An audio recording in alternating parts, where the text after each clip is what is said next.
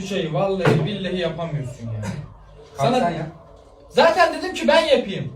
Lan çay mı içiyorsun? Geri zekalı sen. Yapamıyorsan yapmayacaksın abi bir işi. Şey adam gibi bak içiyorsan içmeyeceksen. Sen hayırdır?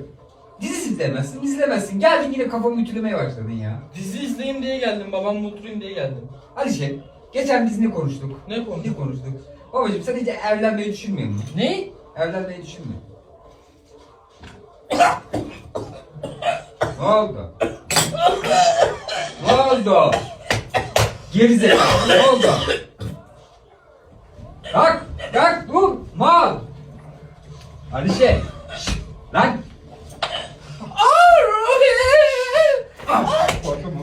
Mal. Neden rolü senin amına?